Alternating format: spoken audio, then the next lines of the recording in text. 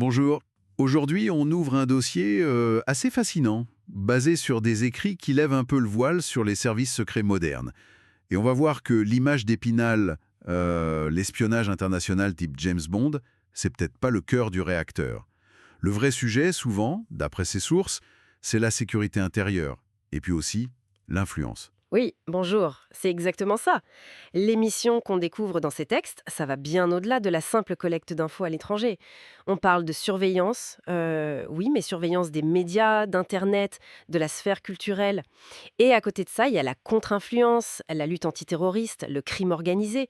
Bref, un contrôle assez large et parfois très subtil de l'environnement national. D'accord. Alors, explorons ça. Prêt à décortiquer ce qu'on a trouvé. Un premier truc qui saute aux yeux, c'est l'organisation, ce fameux cloisonnement. L'idée qu'un employé, il ne sait pas vraiment ce que fait son voisin de bureau, même un cran au-dessus. C'est ça, pour limiter les fuites. Absolument. Une structure vraiment pensée pour le secret.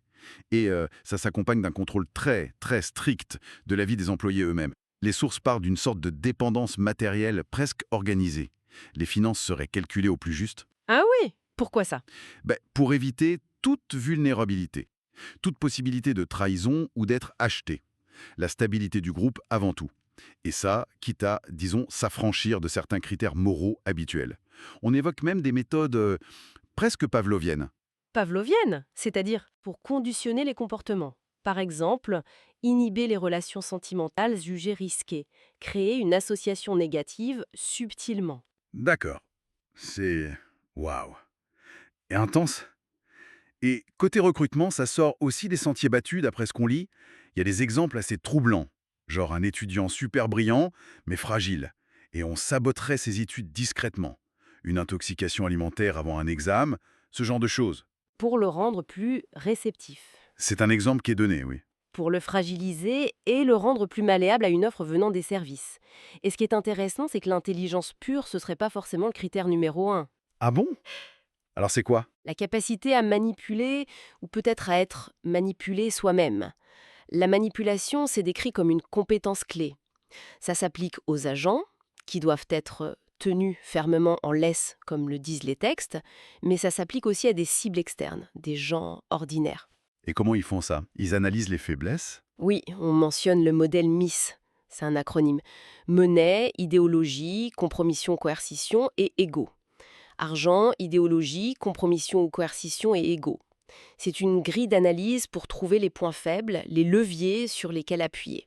Et ça peut aller jusqu'au harcèlement, c'est ça? Apparemment oui. Les textes décrivent des techniques de harcèlement psychologique très organisées. Provoquer des séries de hasards malheureux, des pannes bizarres, l'hostilité soudaine des voisins. Waouh! Le but, c'est d'user la personne nerveusement, la pousser à la faute, la déstabiliser complètement. Une sorte de toile d'araignée psychologique, oui. C'est effrayant. Et au-delà des individus, il y a l'influence de masse, via la culture, les médias. Là, c'est plus de la propagande classique ou c'est différent? C'est souvent plus subtil d'après ses écrits. Pas forcément le gros message martelé. Ça peut être, par exemple, créer des faits de société dans des reportages. Orienter l'attention sur un certain sujet d'une certaine manière. Comment ça? Créer des faits de société? Choisir un angle, une musique, un ton de voix off dans un reportage pour biaiser la perception. Ou même aller jusqu'à monter un faux reportage pour discréditer un groupe. Ce qu'ils appellent la diabolisation. Ah oui, d'accord. L'exemple du 911 aux États-Unis est cité, le numéro d'urgence qui a pris une charge symbolique énorme après les attentats. C'est une illustration de comment on peut manipuler les symboles collectifs. Et sur Internet aussi, j'imagine. Oui, les sources parlent de création de faux forums ou de faux groupes de discussion. L'idée serait d'attirer les contestateurs, les opposants, dans un espace qu'en fait on contrôle, pour les identifier et peut-être les neutraliser en les laissant parler dans le vide. Des miroirs aux alouettes. Le but final, c'est quoi? Orienter l'opinion, fragiliser un adversaire? Ça peut être tout ça, orienter les débats publics, bien sûr, discréditer des opposants politiques ou sociaux, voire, dans une logique internationale, affaiblir l'identité culturelle d'un autre pays. Et puis, les textes abordent même l'élimination. L'élimination. Carrément. Sociale d'abord, j'imagine. Oui, d'abord sociale. Ruiner une réputation, faire perdre un emploi, isoler complètement la personne. Mais l'élimination physique est aussi mentionnée. Et là aussi, discrètement. C'est ce qui est souligné. La plupart du temps, la préférence irait à des méthodes discrètes. Des maladies provoquées, des poisons difficiles à tracer. L'affaire Litvinenko est parfois citée comme exemple de poison quasi indétectable. Le but, c'est le déni plausible. Sonf. Sauf exception.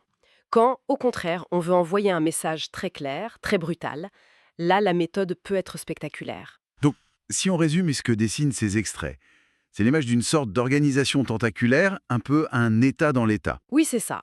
Dans les méthodes de surveillance, de contrôle et surtout d'influence, s'immisce beaucoup plus loin qu'on le pense dans la société civile. Ça pose d'énormes questions, évidemment, sur l'équilibre entre la sécurité, qui est nécessaire, et puis nos libertés individuelles, et aussi sur notre capacité à nous, citoyens, de repérer ces mécanismes d'influence qui sont faits pour être invisibles. Tout à fait. Et ça amène peut-être à une dernière pensée, une question, pour conclure. Si l'influence la plus efficace, c'est celle qu'on ne voit pas, celle qui se fond dans le décor, comment on fait la différence dans tout ce qu'on reçoit comme info, comme tendance culturelle? Comment distinguer ce qui relève d'une évolution naturelle, spontanée, de ce qui pourrait être eh bien, construit, orchestré? Mhm. C'est une excellente question pour finir, ça laisse à réfléchir. Merci beaucoup pour cet éclairage.